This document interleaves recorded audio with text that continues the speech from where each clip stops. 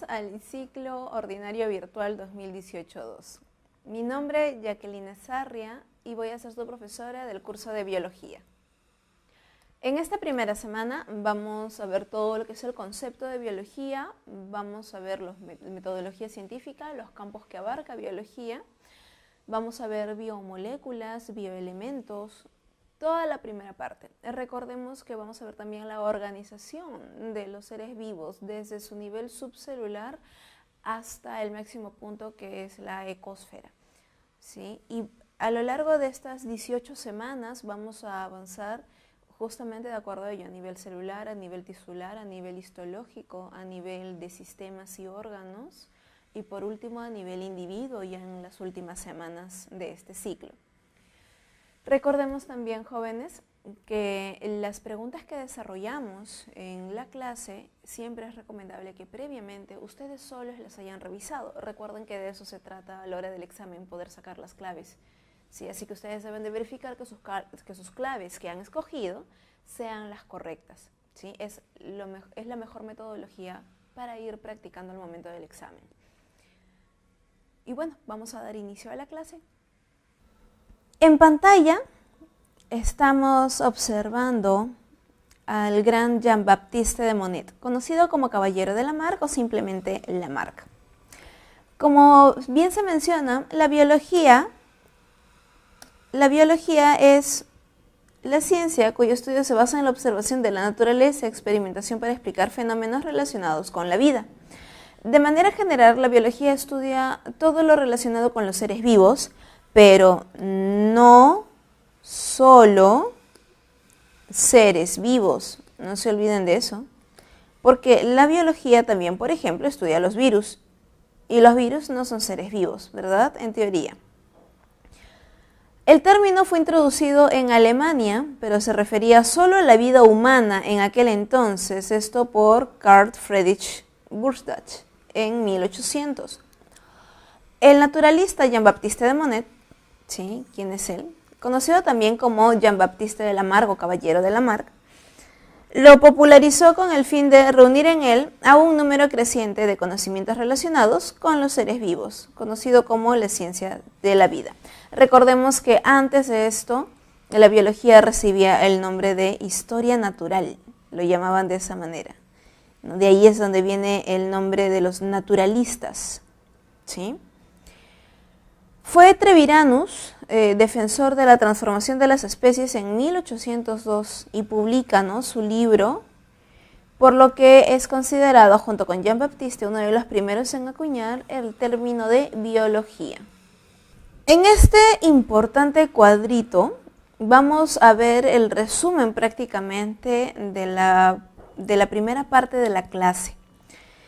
Nos mencionan a la biología o ciencias biológicas, cuyo objetivo de estudio obviamente son los seres vivos.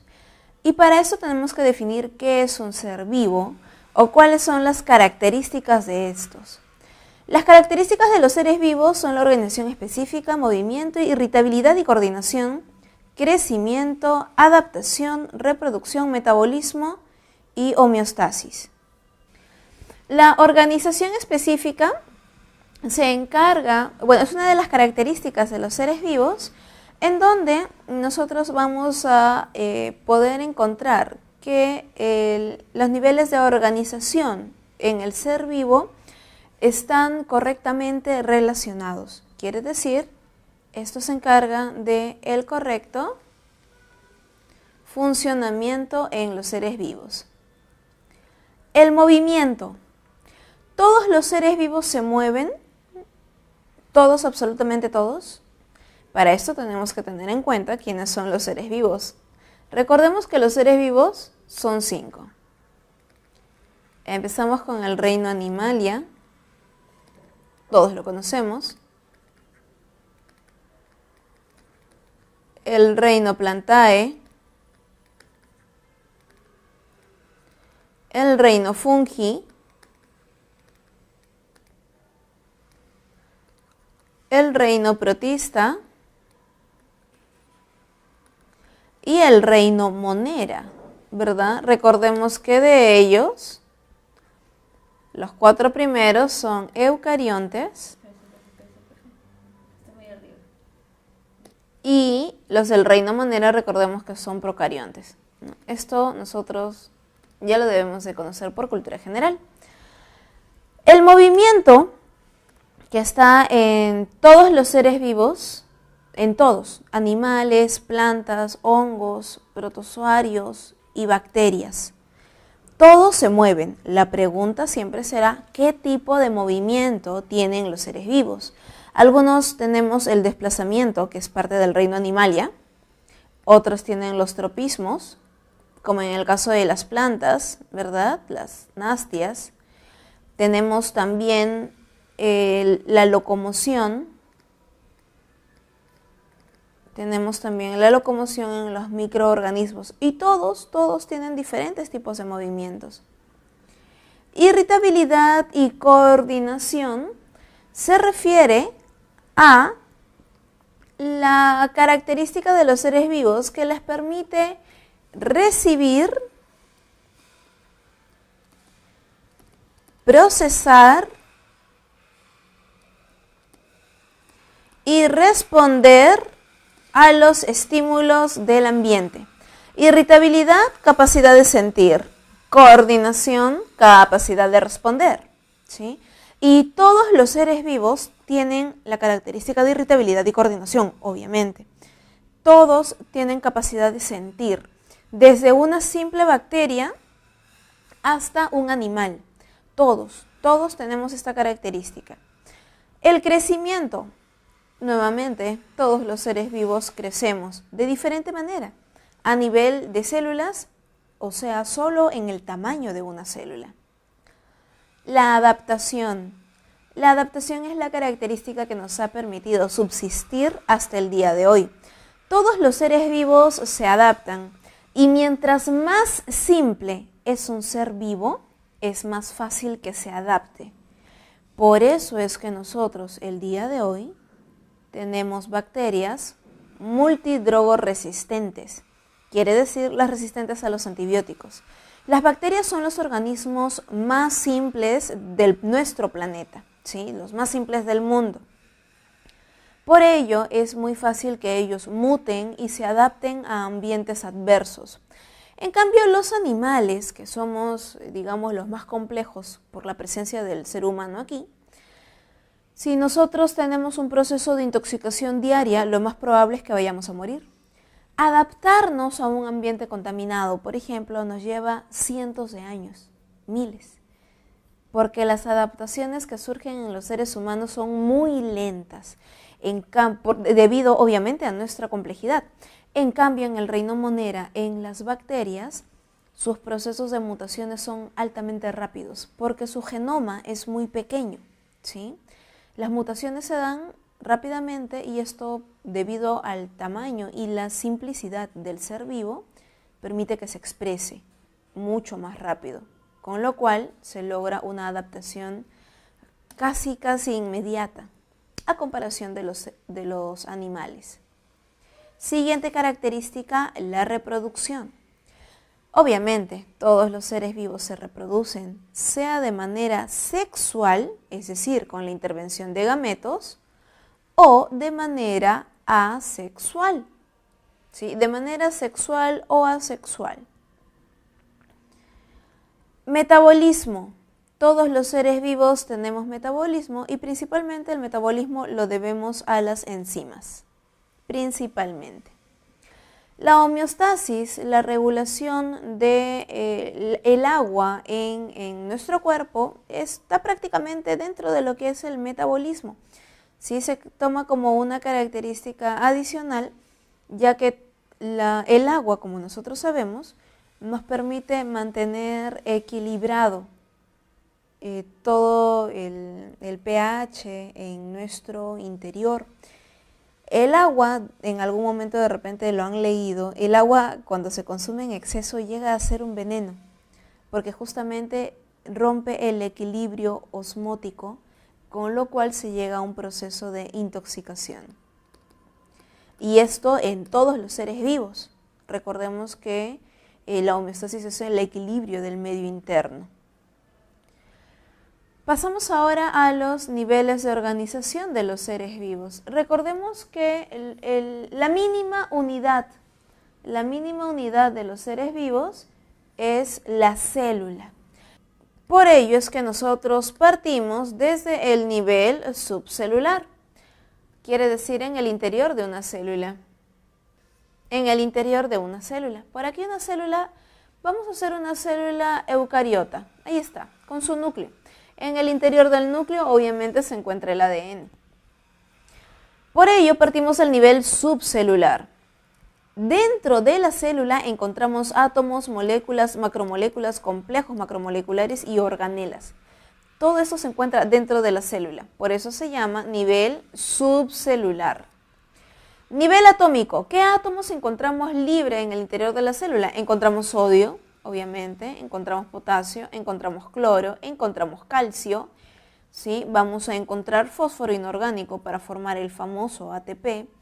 Vamos a encontrar los protones, ¿verdad? Los hidronios, aumentando la acidez en el interior de la célula y muchos otros átomos. Recordemos eso, átomos. Como moléculas, ¿qué moléculas vamos a encontrar? Oxígeno, definitivamente, agua, ¿verdad? La glucosa. Vamos a encontrar moléculas, ¿sí? Moléculas libres. A nivel macromolecular vamos a encontrar ya asociaciones de moléculas, ¿no? Encontramos proteínas que se encuentran conjugadas o formando una estructura secundaria o terciaria. Encontramos el ADN asociado con las histonas, ¿no? Vemos ya macromoléculas.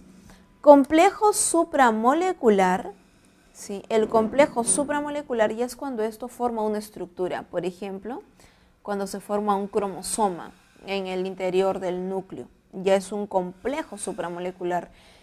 Ya la unión, la asociación de moléculas forman estructuras, ¿no? Como el ribosoma también, por ejemplo, que a su vez también está a nivel de organelas, ¿verdad? El ribosoma es considerado también como una organela, sí, pero recordemos que también se puede considerar como un complejo supramolecular, ¿no? Dependiendo el sentido de la pregunta es para responderla, ¿no? Eso lo vamos a ver en la parte final de la clase. Organelas, mitocondrias, ¿no? Podría tener también cloroplastos en caso fuese una célula vegetal. Encontramos lisosomas, ¿verdad? Peroxisomas, todos ellos son organelas. El siguiente nivel es el nivel celular, ya la célula propiamente dicha, y hay una enorme variedad de células, las células vegetales, las células animales con toda su enorme variedad, todas las formas que tienen las células animales, ¿verdad? Una gran variedad. Nivel tisular es cuando obviamente ya estamos hablando a nivel histológico, cuando forman tejidos, ¿verdad? Cuando forman tejidos. Nivel organológico, cuando los tejidos se asocian y ahora van a formar, por ejemplo, órganos, ¿no? Como por ejemplo un riñón. Nivel sistémico, cuando los órganos se van a comunicar entre sí y van a formar todo un sistema para cumplir una función, por ejemplo, la excreción. Nivel individuo, un ser vivo, un individuo, ¿sí? Nivel población, la población, recuerden que se define como el conjunto de seres vivos de la misma especie, ¿sí? Tienen que ser de la misma especie, ubicados en un tiempo y espacio limitados, ¿sí? Por ejemplo, una población. Los estudiantes del centro preuniversitario del ciclo 2018-1, ¿sí? Ahí estamos ubicados en el espacio, que es el centro preuniversitario, y en tiempo, 2018-1. Porque si decimos los estudiantes del centro preuniversitario, Pues, ¿cuántos años tiene el centro preuniversitario? Las poblaciones han sido muy variantes, ¿sí? Por eso es que se debe de delimitar. Nivel comunidad. Obviamente nosotros, la población humana, vivimos con poblaciones de perritos, de gatitos, de moscas, cucarachas, de ratas, ratones, de árboles, ¿verdad? Arbustos, pastos y demás. O sea, poblaciones, ¿sí? Conjunto de poblaciones que viven en un ambiente. Somos una comunidad. Nivel ecosistema, cuando ya las comunidades están cercanas, hay relación entre ellas en un ecosistema tipo, ¿sí? Y el conjunto ya de los ecosistemas me da la ecosfera, el último nivel. Aquí hay una pequeña observación que debo de realizar, y es que el nivel individuo no siempre es un ser vivo que está conformado por conjunto de sistemas, sino que a veces es también el nivel celular, como por ejemplo una bacteria. Esto estamos hablando aquí de organismos unicelulares. Ahora pasamos a los dominios de la biología. Los dominios de la biología, chicos, en realidad son muchísimos, y en la actualidad cada vez con la ciencia que se va haciendo más específica van saliendo nuevos y nuevos y nuevos dominios, ¿sí? La bioquímica es el estudio prácticamente de las reacciones químicas que ocurren en los seres vivos, es decir, parte del metabolismo, ¿sí? La biofísica estudia los fenómenos físicos que ocurren en los seres vivos, por ejemplo, el movimiento, el punto de torque que ocurre a nivel de las articulaciones y demás. La biología celular obviamente estudia todo lo relacionado con la célula. También tenemos la biología molecular, que estudia las moléculas que interaccionan en el interior de la célula. Histología, obviamente, estudia los tejidos. Embriología estudia el embrión y parte del desarrollo embrionario. La paleontología estudia los restos fósiles de manera general, no solamente huesos, restos fósiles. Recordemos que restos fósiles estamos hablando de huesos, restos de ámbar, plantas petrificadas, exoesqueletos, o sea, cualquier evidencia de vida pasada. La taxonomía estudia la clasificación de los seres vivos, ¿no? Para ponerles nombre, clasificarlos y tener todas las categorías que tenemos en los 5 reinos. La etología estudia el comportamiento de los seres vivos. La ecología, la relación de los seres vivos con el medio ambiente. La virología estudia los virus, como les había mencionado, ¿verdad? La virología. Toda la interacción, evolución, mutaciones que ocurren en los virus, cómo es su ciclo de infección, todo con respecto a ellos. De igual manera la bacteriología, todo lo que tiene que ver con bacterias, ¿no? El reino Monera. Protozoología, lo que son protozoarios. Micología, hongos. La genética, que estudia la herencia y variabilidad, no olvidemos ello. Para aquellos que van al área de ciencias básicas o ciencias médicas, ha venido ya antes en examen de admisión, por ejemplo, les viene ornitología, que estudia aves, malacología, que estudia, por ejemplo, a los caracoles, bivalvos, todo aquello que tiene cuerpito blando. También tenemos la mastozoología, que estudia a los mamíferos. Tenemos la entomología, que estudia a los insectos. Son ya mucho más específicos, ¿no? La ictiología, peces, ¿sí? Y así toda una variedad, ¿no? Eso por si acaso solamente para los del área de ciencias básicas y ciencias médicas. Pasamos ahora, chicos, a el método científico. El método científico nosotros siempre hemos visto este cuadrito, ¿verdad? En donde partimos de la observación, pasamos a la hipótesis, luego pasamos a la experimentación y resultados, ¿verdad? Y por último tenemos las conclusiones. ¿Sí? Pero recordemos algo, cuando nosotros observamos, chicos, ¿qué es lo que vamos a observar? ¿Vamos a observar que todo esté bien? ¿O qué es lo que nos llama la atención? Nosotros, ustedes, como futuros profesionales, van a tener la capacidad de observar problemas y plantear una posible solución, ¿verdad? Para eso van a ser profesionales.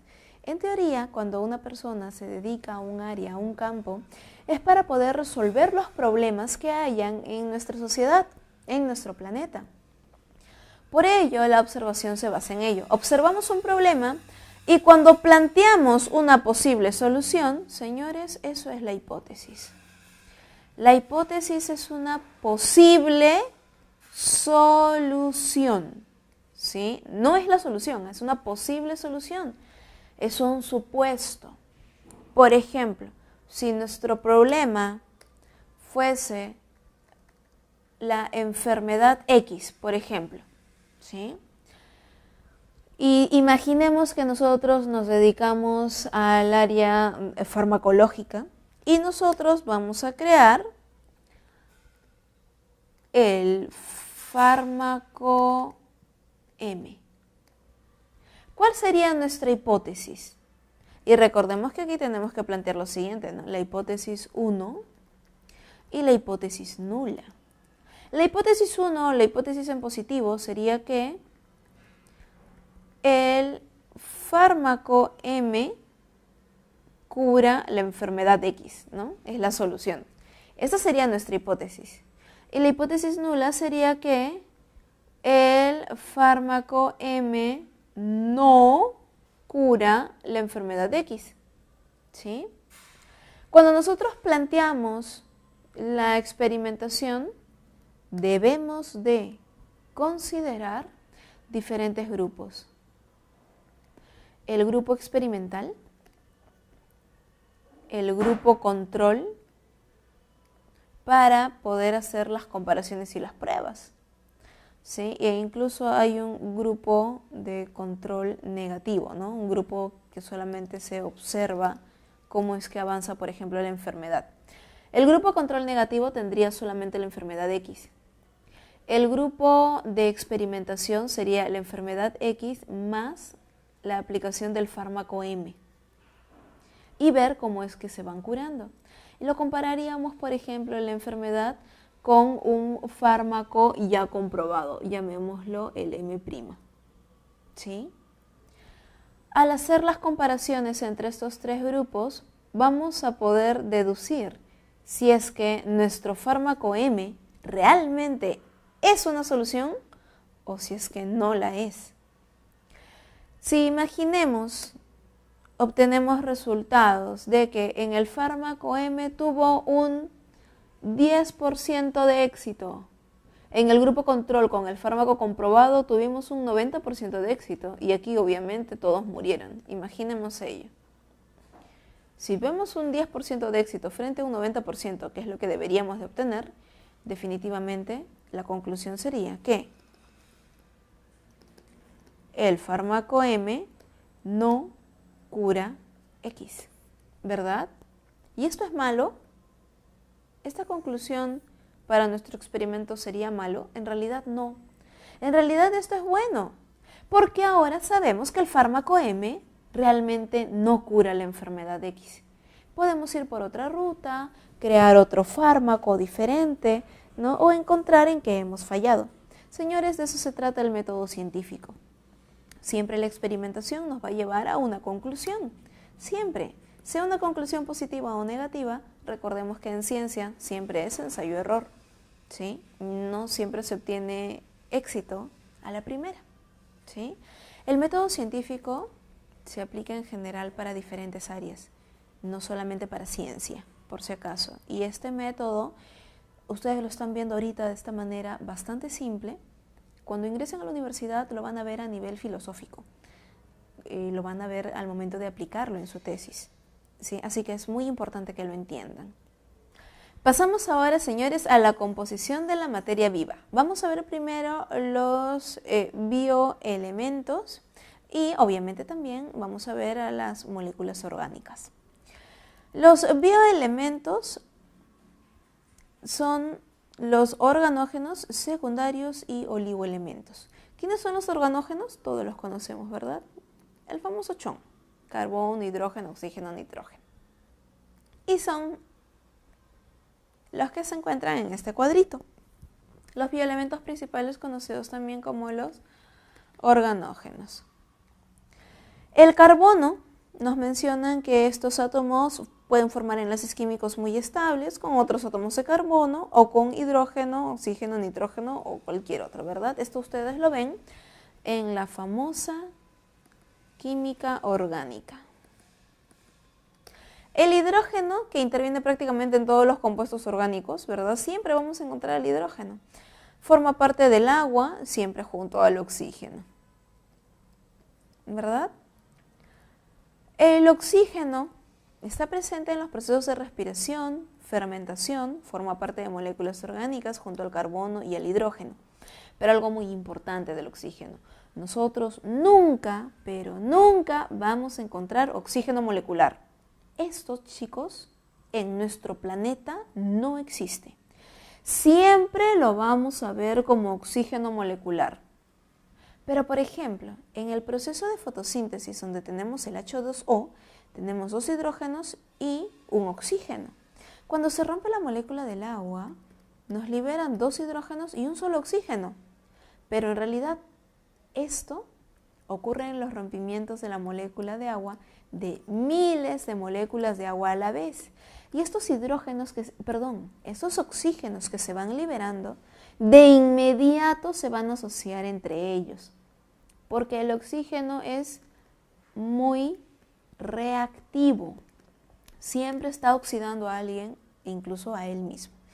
Cuando nosotros tenemos una sola molécula de agua y se muestra el rompimiento, se pone un medio de O2, de esa manera, ¿no? Como una pequeña ecuación química. Y ya sabemos que esto significa un solo átomo de oxígeno, ¿sí?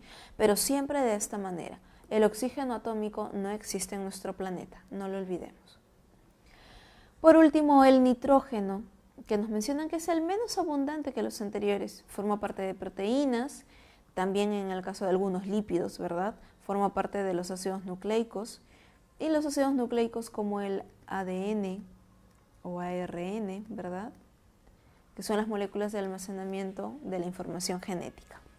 En ese siguiente cuadrito, que ustedes también lo tienen en la separata, nos mencionan a los bioelementos secundarios, aquellos que se encuentran en menor cantidad que los organógenos, pero de igual manera son sumamente importantes. El azufre nos menciona que forma parte de las proteínas presentes, tanto en el pelo, en las uñas, ¿verdad? Chicos, esa forma del cabello, las personas que son crespitas, aquí encontramos el famoso puente disulfuro. ¿Recuerdan en las proteínas de la estructura beta plegada? ¿Sí? Algunas estructuras beta plegada tienen puentes disulfuro que justamente les dan esa estructura, ¿verdad? Que la molécula se recoge un poco. Es el azufre que forma parte de los enlaces en las proteínas. El fósforo, ¿no? Que forma enlaces muy energéticos, permite almacenar energía liberada durante las reacciones de la respiración. En otras palabras, te están hablando del ATP, el adenosín trifosfato. Recordemos que también tenemos el ADP, el adenosín difosfato, ¿no? Pero recuerden que gracias a estos enlaces que hay del ATP, de esta manera, por ejemplo, este es un ATP, el adenosín trifosfato, con 3 átomos de fósforo. Cuando se libera un fosforito, se libera la energía. ¿sí? Son enlaces muy energéticos. Y el fósforo también va a formar parte de la formación de lípidos, ¿no? Como fosfolípidos que se encuentran en la membrana celular. El sodio y el potasio siempre los vamos a ver de la mano, ¿no? Ya que siempre el sodio está como ion, importante para la transmisión de impulsos nerviosos, controla la salinidad, y el potasio también como ion interviene en la transmisión de los impulsos nerviosos. Recordemos la bomba de sodio-potasio que se encuentra a nivel de la membrana celular, ¿sí? A nivel de la membrana. El calcio, sumamente importante, presente en nuestros almacenes que son los huesos, en caparazones de moluscos, procesos de sinapsis neuronal. Recordemos que el calcio también tiene la función de neurotransmisor. Es muy importante el calcio para la agilidad mental. Por eso una persona que se encuentra desnutrida, descalcificada, no tiene un muy buen rendimiento académico. Es vital por ello durante etapas del crecimiento para la correcta formación del esqueleto. Pero señores, el calcio de manera general no es solamente necesario para formar huesos y dientes fuertes, ¿no? Eso es tal vez en el colegio lo que nos puede decir un simple comercial, que sabemos que no toda la información es correcta. El calcio tiene 3 funciones vitales a nivel preuniversitario. La primera, obviamente, es neurotransmisor. La segunda es para la coagulación sanguínea.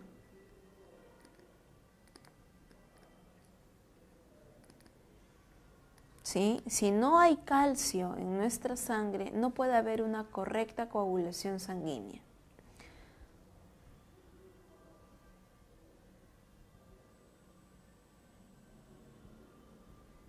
Recordemos que como neurotransmisor ayuda a la sinapsis neuronal. El cloro. El cloro sabemos que interviene con la regulación de la salinidad de las disoluciones, ¿verdad? Siempre el cloro negativo va de la mano también con el sodio y potasio, como componente también del plasma sanguíneo. Y por último nos mencionan también al magnesio, que forma parte principalmente de las plantas. Al formar parte de la clorofila, recordemos que el magnesio es el átomo que se encuentra en la parte central de la clorofila, ¿no?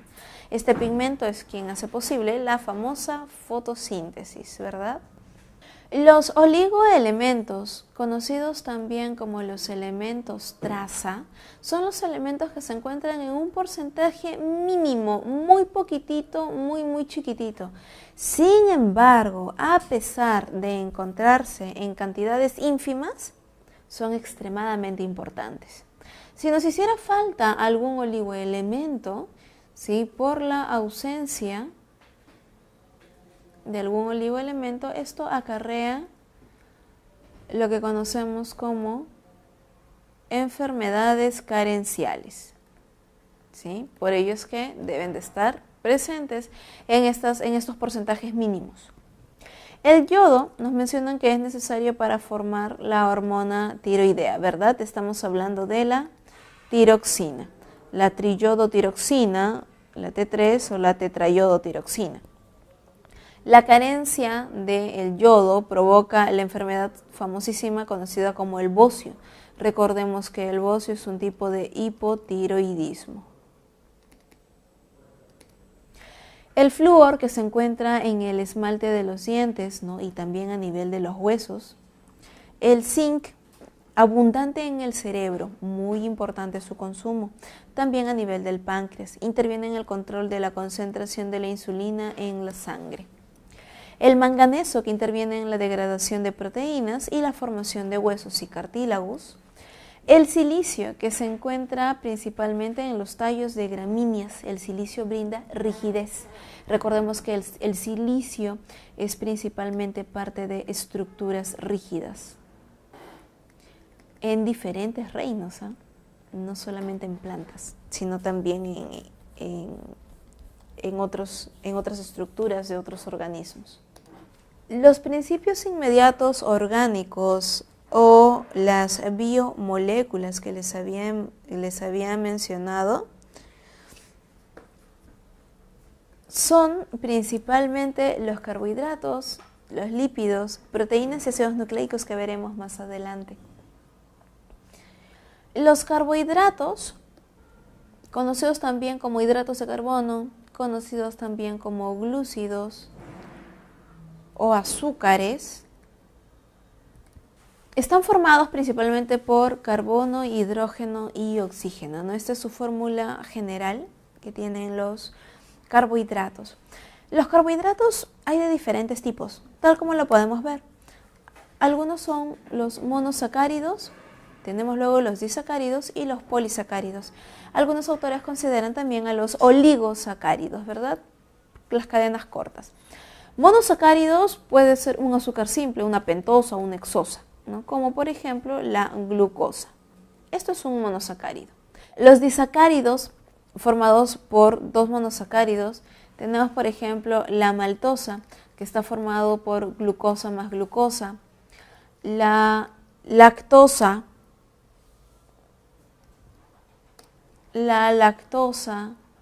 que está formado por glucosa más galactosa, la sacarosa, que está formado por glucosa más fructuosa, ¿sí? Entonces todos ellos son disacáridos.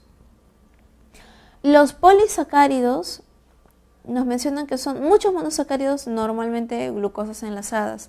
Los polisacáridos, como por ejemplo el almidón, glucógeno, celulosa, es como un collar de perlas. Es una molécula muy muy grande. Cada perlita sería un monosacárido, ¿sí? Cada uno de ellos. El almidón brinda energía a las plantas. El glucógeno es nuestro almacén de energía. El glucógeno se almacena en el hígado de los animales. En nuestro hígado nosotros tenemos nuestro principal almacén de glucógeno. El siguiente almacén de glucógeno, aparte del hígado, son los músculos. En el caso de las plantas, el almidón es almacenado, por ejemplo, en tallos o en los frutos. Y la celulosa, que forma parte de la pared celular, ¿verdad? Es el material estructural de la planta. En la pared celular de las plantas encontramos celulosa, hemicelulosa y pectina, ¿no? Eso lo veremos más adelante todavía en la clase número 3. Recordemos que los carbohidratos de manera general son el principal reservorio de energía en nuestro cuerpo. Es para la energía inmediata. Si bien es cierto que los lípidos también nos brindan, incluso nos brindan más energía que los carbohidratos, los lípidos se encuentran almacenados en nuestro cuerpo de una forma estratégica. Esto quiere decir que cuando se acaban los carbohidratos en el cuerpo, recién vamos a degradar nuestros lípidos. Los lípidos se encuentran almacenados como una capa de grasa en todo nuestro cuerpo. Y mientras más consumamos energía en forma de alimento, la capa de lípidos va a ir aumentando, ¿sí? Por cuestiones de almacenamiento, como en el caso de los osos. Los osos comen muchísimos lípidos, ¿verdad? Su capa de grasa aumenta para su periodo de hibernación. Al culminar el periodo de hibernación, cuando el oso sale de su cueva, sale prácticamente sin capa de lípidos, sale muy muy delgado. Los lípidos en general tienen una gran cantidad de carbono e hidrógeno, suelen ser no polares, ¿no? Insolubles en agua. Los principales subtipos de lípidos tenemos a los triglicéridos, las ceras, fosfolípidos y los esteroides. Los triglicéridos, que tienen 3 ácidos grasos, ¿verdad?, unidos al glicerol. Las ceras, que tienen un número variable de ácidos grasos unidos a un alcohol de cadena larga. Los fosfolípidos, recuerdan que es el grupo fosfato polar y 2 ácidos grasos unidos al glicerol. El fosfolípido forma parte de la membrana celular, ¿no?, como bien lo mencionan aquí. Y los esteroides, ¿verdad?, que son derivados del colesterol. Los esteroides van a formar parte, por ejemplo, de las hormonas sexuales, ¿no? Recordemos que los triglicéridos van a formar parte de los aceites, las grasas, es el almacén de energía de animales y en el caso de algunas plantas, ¿no? Los aceites esenciales. Las ceras, que forman parte de la cutícula de las plantas, ¿no? Es la cubierta impermeable en la hoja. Por último, en el grupo de los esteroides se mencionan a las testosteronas, sales biliares, ¿no? Las hormonas sexuales, como les había mencionado. La siguiente biomolécula que vamos a mencionar son las proteínas. Las proteínas sabemos que están formados por aminoácidos. Podemos tener los oligopéptidos, ¿verdad? Cadenas cortas de aminoácidos.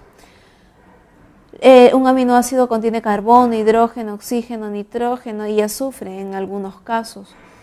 Las principales proteínas son la queratina, sabemos que es una proteína helicoidal, ¿verdad? Principal para el componente del pelo, de nuestro cabello, de las uñas.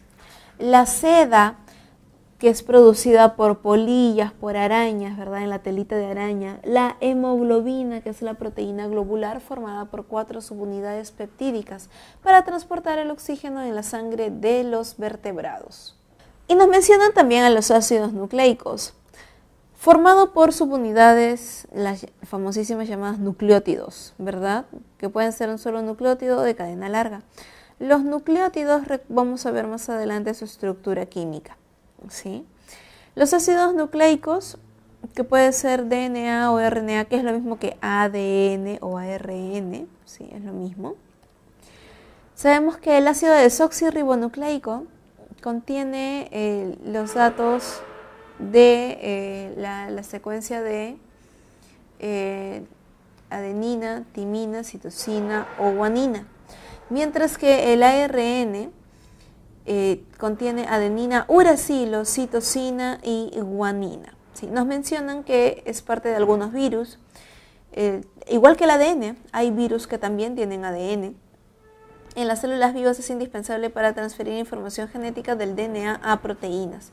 Recordemos que aquí hay una secuencia, ¿no?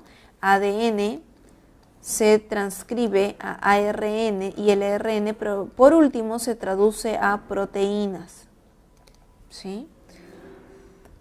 Los nucleótidos individuales nos mencionan al trifosfato de adenosina, conocido como el ATP, ¿no? O adenosintrifosfato, que es la principal molécula portadora de energía, ¿no? Y el AMP cíclico, muy famoso, que es un mensajero intracelular. En pantalla estamos viendo lo que ustedes tienen en su separata, que es el grupo de los lípidos saturados y los insaturados, ¿verdad? Podemos ver la presencia del enlace doble, lo cual lo hace químicamente diferente. Vemos en pantalla lo que sería un aminoácido, ¿verdad? Vemos el grupo amino y el grupo carboxilo, ¿no? Y el carbono alfa, el carbono principal, el central. Ahora, ¿cómo es que se van a formar los enlaces? Vemos aquí un aminoácido que se junta con otro aminoácido. El radical OH va a interaccionar con uno de los hidrógenos del grupo amino y en esta reacción química se libera una molécula de agua y de esta manera terminan juntos. Y aquí tenemos el famoso enlace peptídico. Aquí vemos la estructura del ácido nucleico, principalmente un nucleótido. En un nucleótido nosotros vamos a tener una pentosa, ¿no? La base púrica o pirimídica y el fosfato. Recordemos que la pentosa puede ser una ribosa, si es que es RNA, obviamente, o una desoxirribosa, ¿no? Si es que es DNA. El fosfato, que no varía, y la base puede ser púrica o pirimídica, puede ser adenina, timina, citosina, guanina o uracilo, lo vamos a ver más adelante. Las bases púricas o purinas, no se olviden que son la adenina y guanina, ¿sí? Adenina y guanina, acá se ha comido ahí, guanina. Mientras que las pirimídicas o pirimidinas son la citosina, timina y el uracilo, ¿sí? Estas son las bases que forman parte de un nucleótido. Recordemos que el ADN, adelantándonos un poquito a la semana número 3, el ADN es una molécula de doble cadena, es complementaria y recordemos que es antiparalela, ¿sí? Recordemos ello. Entonces, como les había mencionado, el ADN es una doble cadena complementaria y antiparalela. Los enlaces que estamos viendo aquí en pantalla, los enlaces que hay entre AT, vemos dos, ¿verdad? Dos puentes de hidrógeno, y entre citosina y guanina hay 3. Pero también estamos observando el famoso enlace fosfodiéster. El enlace fosfodiéster ocurre entre nucleótido y nucleótido de la misma cadena. En cambio, entre nucleótido y nucleótido de cadenas complementarias, aquí es donde se presenta el puente de hidrógeno. Mucho cuidado al momento de las preguntas. Pasamos ahora a ver a los principios inmediatos inorgánicos, que a pesar de ser inorgánicos, igual forman parte de nuestro cuerpo. Tenemos el agua, el oxígeno, el CO2 y las sales minerales. El agua, conocido como un solvente universal, medio de transporte, soporte de reacciones químicas, esto es conocido como sustancia buffer o sustancia tampón, es para resistir reacciones químicas. Es un regulador térmico, ejemplo, el sudor, ¿verdad? Cuando la persona transpira y el sudor se queda sobre la piel, esto ayuda a disminuir la temperatura corporal. Permite el intercambio gaseoso cuando las membranas están húmedas y tiene una función mecánica amortiguadora. ¿Dónde? Principalmente en articulaciones. El oxígeno, como les había mencionado, es muy pero muy reactivo, nunca lo vamos a encontrar de manera atómica. Es el aceptor final de los hidrógenos para la producción de agua en la respiración. El anhídrido carbónico, conocido como dióxido de carbono, el CO2, es el producto de la oxidación de compuestos orgánicos durante la respiración. En otras palabras, chicos, cuando tenemos a la glucosa y esta se va partiendo, va rompiendo enlaces, se liberan moléculas de CO2, ¿no? Y esto es el desecho de la respiración celular. Las sales minerales van a participar en el intercambio de agua, en la permeabilidad celular, en la excitabilidad celular y en el equilibrio ácido-base. Lo que vemos en pantalla es una imagen del resumen de los niveles de organización de los seres vivos, lo que ya habíamos visto, ¿verdad? Nivel subcelular, todo esto de aquí sería el nivel subcelular, ¿sí? Luego ya viene el nivel celular, luego nivel histológico, el tejido, nivel organológico, nivel individuo, nivel de sistema, nivel sistémico, nivel individuo, población, comunidad, el ecosistema y por último la ecosfera, ¿verdad? Que abarca todos los ecosistemas del planeta. Muy bien, chicos, eso ha sido todo en la parte teórica. Ahora vamos a pasar a las preguntas.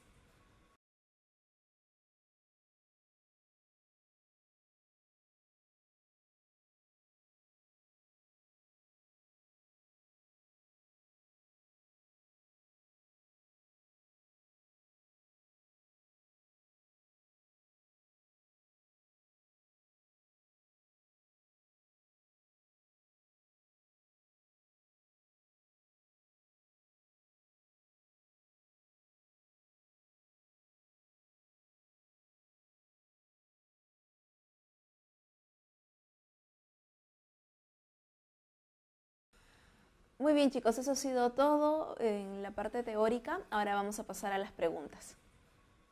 En la pregunta número 1, el equipo científico liderado por Lyubov Shmakova, experta en criología, halló en las capas de hielo congelado de la corteza de la Siberia en el año 2014 dos grupos de entidades moleculares clasificadas posteriormente como virus de 30.000 años de antigüedad, los que infectan a protozoarios que viven en el suelo.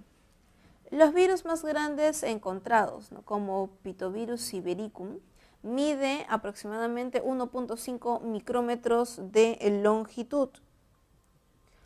Y su genoma bastante grande, lo cual ha llamado mucho la atención. Determine el valor de veracidad o falsedad de los siguientes enunciados relacionados al texto y marquemos la alternativa correcta. Recordemos que la científica experta en criología halla capas de hielo congelado en la corteza de Siberia. Ella es una profesional cuyo trabajo se relaciona con la biología. No, ella estudia principalmente trabajos que se relacionan con geología. La geocriología es una rama de la geografía física, ¿verdad? Ustedes, como bien se menciona ahí en la separata. Entonces, es incorrecto. Nos menciona, en el estudio descrito se debió requerir de expertos en ecología para determinar el tiempo de existencia de los virus. Para saber el tiempo de existencia de los virus, ecología, no, ¿verdad? No, se debió recurrir a virólogos y paleontólogos en todo caso. Para llegar a la conclusión de que el virus posee un genoma bastante grande, requirieron de la biología celular. Incorrecto, se requiere de biología molecular. Recuerden, se está estudiando la molécula del ADN, no la célula en sí. ¿Con este hallazgo se tendrá un vuelco con relación a los conceptos sobre los virus? Bueno, sí, ¿verdad? Sí, debido a que tiene un genoma muy grande, todo lo que llamó la atención. Correcto. La clave sería la E. En la pregunta número 2, elija la alternativa que relacione cada premisa con los dominios de la biología. Estructura y función de las células. Obviamente sería la biología celular. La interacción de los seres vivos y el ambiente, obviamente sería la ecología. Y las relaciones energéticas, la biofísica. La clave sería besito. Según el método científico, la posible respuesta a una pregunta acerca de un fenómeno es lo que ya habíamos visto en clase, obviamente, la hipótesis. La facultad de desarrollar durante un tiempo determinado propiedades estructurales o funcionales que permitan a un organismo subsistir y reproducirse ante determinadas condiciones ambientales corresponde a la característica de los seres vivos de... Nos mencionan reproducción, pero obviamente no se trata de ello, ¿verdad? Se trata de un proceso de adaptación. Cuando los seres vivos, ¿no?, desarrollan propiedades estructurales o funcionales que les permita subsistir. Y la subsistencia equivale a la reproducción, ¿verdad? Eso es un proceso adaptativo. El agua es una molécula de gran importancia en los seres vivos. ¿Cuál es una de sus funciones? ¿Sintetizan sustancias? No. ¿Elevan el nivel energético? No. ¿Forman parte de clorofila? No. ¿Transportan moléculas? Sí, es un transportador molecular. ¿Ser componente de membranas? Componente, no, pero sí ayuda a la permeabilidad celular, ayudando a transportar moléculas. Con respecto a los niveles de organización en plantas, ¿cuál de las siguientes alternativas es verdadera? Los nitratos y el dióxido de carbono corresponden al nivel molecular. Nitratos y CO2, sí, correcto, son moléculas, ¿verdad? Las sales amoniacales constituyen el nivel molecular de los aminoácidos. ¿Sales? ¿Aminoácidos? No.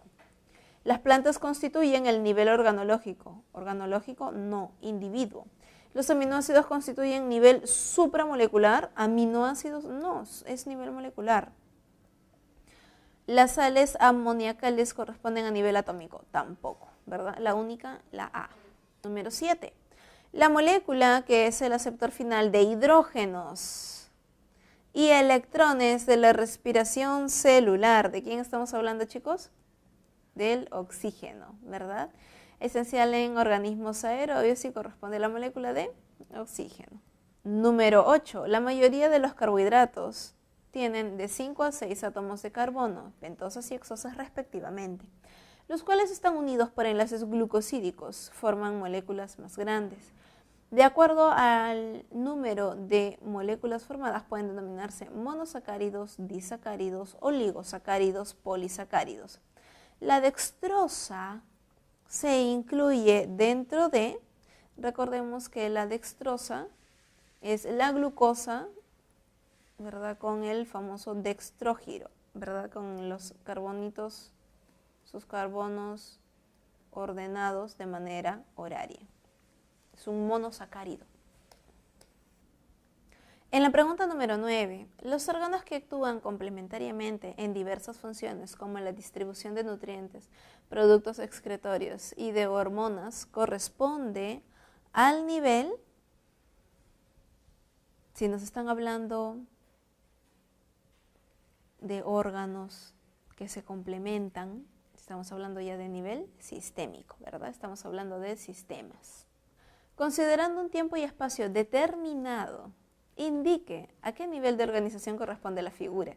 Si vemos individuos aparentemente de la misma especie y nos dicen que hay un espacio y tiempo determinado, pues obviamente estamos hablando de una población, ¿verdad? Número 11. Las bacterias son organismos unicelulares procariontas, ¿verdad? Células sin núcleo.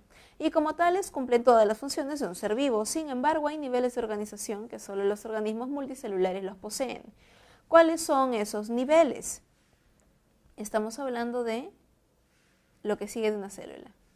Célula, tejido, órgano, sistema y por último individuo, ¿verdad? Recuerdan en el caso de, por ejemplo, bacterias, individuo y célula eran lo mismo.